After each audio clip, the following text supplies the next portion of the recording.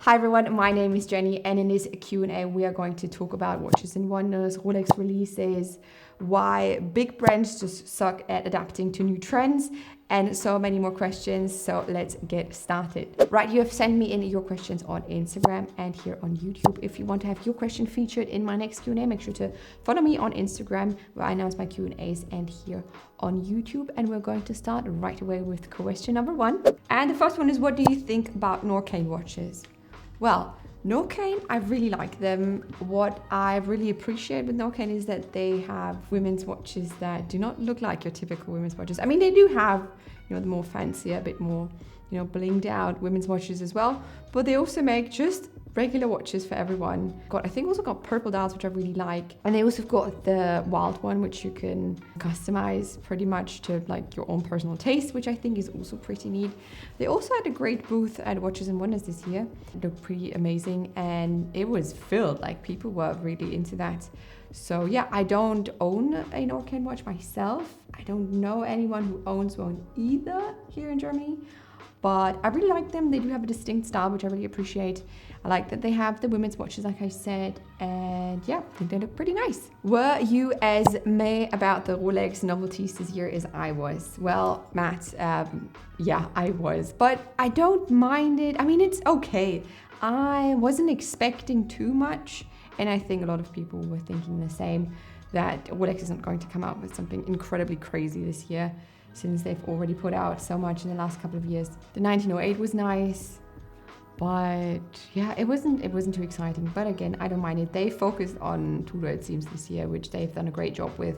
But yeah, I wasn't expecting much, and I was not disappointed because of that. And next one says, how easy is it to break the Piaget 10mm watch in half like a biscuit? Well, I didn't try it. This one refers to the image I've put on my Insta story.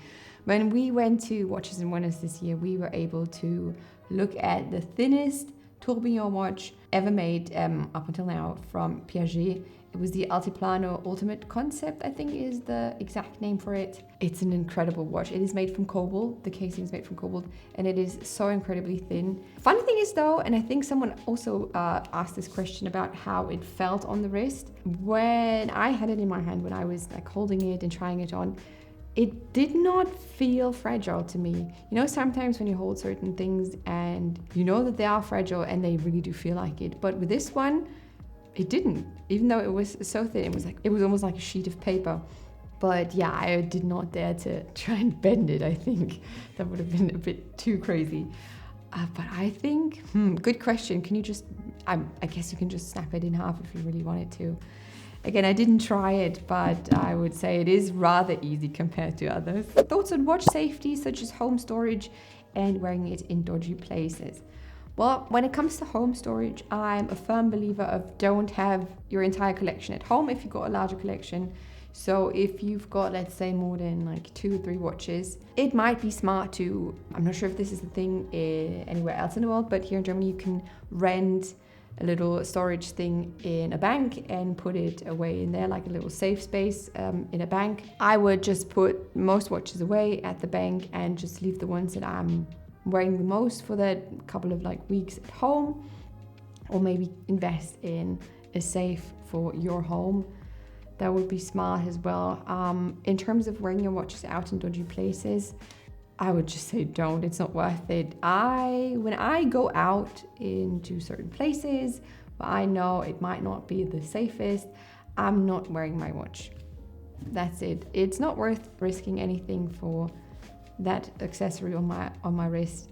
So, for example, when we went to Paris, what was I wearing in Paris? I think Kai was wearing his Speedmaster at the time that he had. No Rolex, nothing too flashy. Just not worth it. And I would advise you to do the same.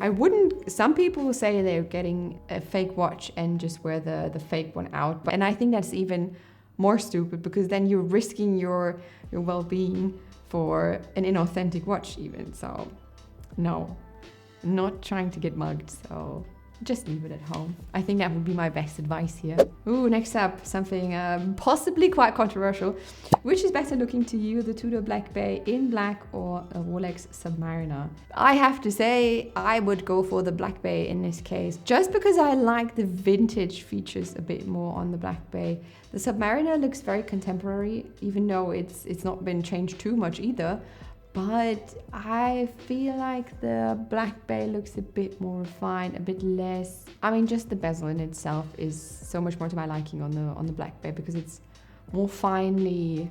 The little divots are smaller, and I prefer that look as well. I don't know, I'm not the biggest fan of the Submariner, and yeah, compared to the Black Bay, it loses it. So the Black Bay is on the first spot, and then I would say Rolex Submariner. Nikolai wants to hear my watch icks. So for those of you who don't know, an ick is like a pet peeve or something that you dislike, something that is very particular to you. My watch ick. I really don't like noisy watches. When you hear the rotor too much, it's with the Timex my mum wears. The rotor is so loud. Funny enough, also Kai's Patek also has a very loud rotor. I really don't like this. Another watch ick, when you're wearing a fabric strap and it gets wet. That is just the sensory overload that you get from a watch strap that is wet is disgusting. What else? Oh, maybe if you can't have no quick set date when you have to like turn it. At the moment, I don't have any more watch icks, but feel free to share yours in the comment section down below. I'm sure there will be some funny ones in there. Next one says, I have watch fatigue. I feel you. Not right now, but I've been there, believe me. When I gave birth, I was so preoccupied with obviously the more important thing. It was, my daughter. But I was so unbothered about watches. I did not care about them at all. And I think that's just normal. There were also times before that where I was like, there was nothing new and interesting on the market that I was really enjoying. I already was lucky enough to own the watches that I wanted to own. And there wasn't really something that really got, me going and talking about. But I think that's just normal with a hobby, and just with everything in life that you've got certain like periods of not being so into it, and then something happens or something new gets released and you're starting to get more into it again. So, I would say don't feel like you have to force anything. If you're not feeling watches right now, that's fine. I can almost guarantee you will be back. So it's fine. Opinion on Cartier. Is it a quote unquote real watch brand? If you might know my channel, you might already know that I love Cartier watches. So this might not be an unbiased opinion here, but I'm a big fan of Cartier. I think they're doing a fantastic job every year of releasing very interesting watches while still keeping in line with what makes them so special. They are absolutely a real watch brand to me. They're also a real jewelry brand. And I don't think these two things cannot coexist. I think this is a very organic combination of things, because watches are an accessory, at least to me. So is jewelry, and I think it just complements each other very well. I mean, they were the first to introduce a pilot's watch with the Santos. So I think Cartier is an amazing real watch brand, and I think everybody should at least have one Cartier in their watch collection. Hot take by me, quote me on that. And we're going to switch over to your YouTube questions. I also posted in my community tab and asked you for your questions from a Q&A. And the first one reads, why does watch collecting make us so happy?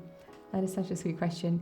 I am not really sure what's behind all that, like psychologically speaking, but if you're interested in that, I have got a little note on my computer where I wrote down an idea for a video that I wanted to research. It's about the psychology of collecting.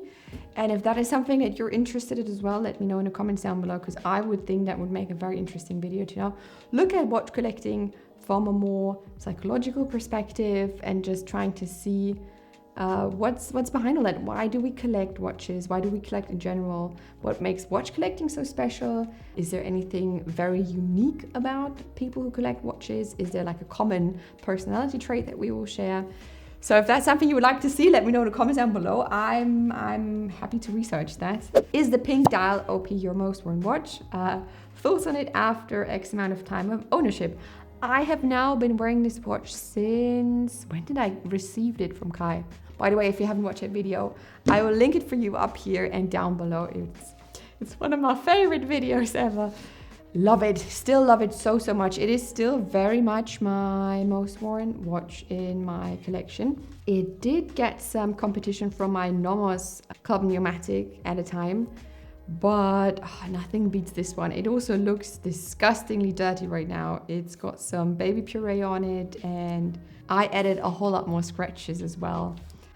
It is so great. I cannot recommend this watch enough. It's the perfect one watch collection. If you buy this one, you will be set forever. I'm saying this, I'm going on camera right now and saying this.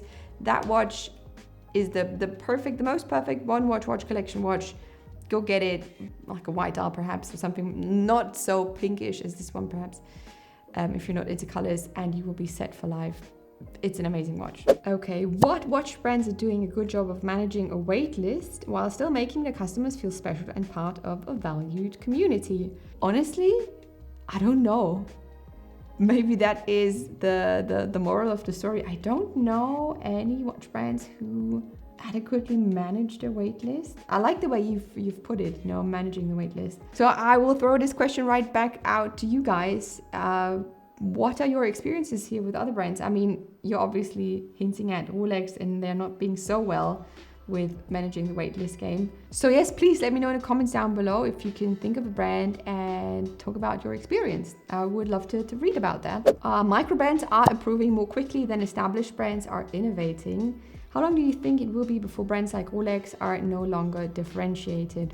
I think I've seen something similar as well pop up in the questions. They do improve rather quickly and I really like that, but I also think it's because they are so small compared to like these huge companies like Rolex, for example. It's their smallness that makes them able to be a bit more agile and quicker to react to certain market demands. That type of agility does not scale very well. So if you are Rolex and you've got this huge production line, it must be so difficult for them to change things up because they have to change so much at a certain time. You also have to factor in things like brand recognition and brand value.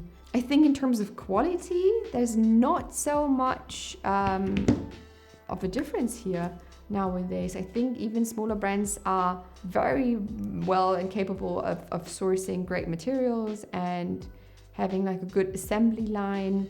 So I'm not so sure. But that they're no longer differentiated, I think that might take like decades, even if it's even a thing. I don't see it happening, but if that is ever going to happen, it will take a long time, I would think. Right, I noticed a trend of manufacturers to go back to producing more vintage-sized watches, smaller diameter watches. Is that something you observe as well? I love the trend because my wrist is perfect for 36 and 38mm watch cases. Same here.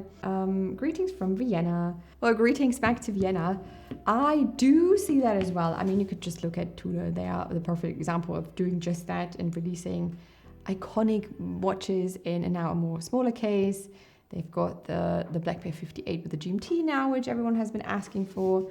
So many other brands like Tissot has smaller options. Hamilton has smaller options to their bigger watches that are exactly the same, which is amazing. It is a trend, or is it just going back to the roots? I think it's both. I think it's fantastic. My wrist, I think, is perfect for 34 to 36mm diameters, or like 46mm lug-to-lug watch case.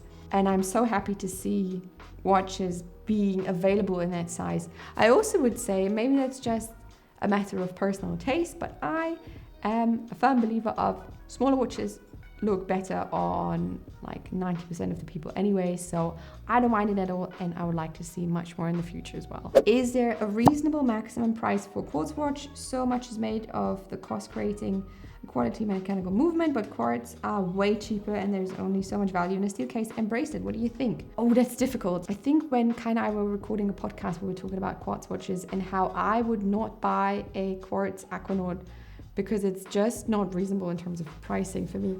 But I wouldn't say that there's like a maximum amount that you can put on a quartz watch, because yes, the movement is obviously a big part of a watch. It is like the heart of the watch, but that's not all. And I know some people might disagree here, but I think we have to be honest here and just see watches for what they are. They are not a necessity, but an accessory nowadays.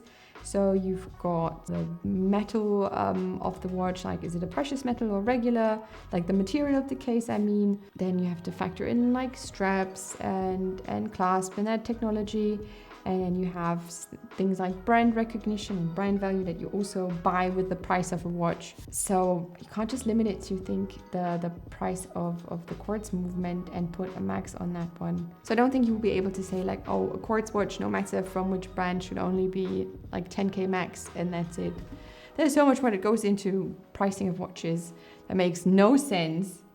So I would say there's no max to it. Oh, I feel the next one is a bit of a hot take, no? Why are major watch brands so slow to offer on-the-fly micro adjustment clasps? Oh, I agree. Micro brands seem to be right on this. Bracelets, comfort and ease of use are the top of my list when considering a watch, and the ability to adjust without tools is amazing. I absolutely agree. It is also one of the big things for me. If a watch does not feel comfortable or is not easily adjustable to be comfortable for me, it's got to be a difficult decision. I mean, I've talked about this before, how I think micro brands are so much quicker to adapt because they don't have that big of a production line to change. They don't produce in like that big quantities. And I think not much like finances are bound in each collection. So it is easier for them to switch things up, I would say. I mean, I'm not a watch producer, so this is just what I was thinking about. But I guess these bigger watch brands like, I don't know, like Rolex, for example, are so slow to put things like fine or quick adjustment into most watches. So I think that's why, maybe the main reason why these bigger brands are having such a hard time adjusting to current market demands, because they're just too big to move that quickly. And I think once they're like set in motion, it's also tough to stop for them. And just smaller brands are more agile and just quick to adjust. I think we just have to be a bit more patient with them at the end of the day. Right, and that concludes my Q&A for this month. Thank you so much for sending in your questions on Instagram and here on YouTube. If I have not answered your question here, I'm very sorry, but make sure to follow me on Instagram. I post almost daily my Q&As there, so you can put your question on there and I will try my best to answer them. As always, if you have enjoyed this video, make sure to give it a thumbs up. If you want to see more videos like this one, subscribe to my channel. And if you haven't already, make sure to check out my video about me visiting Watches and Wonders this year, which I will link for you up here and in the description box down below.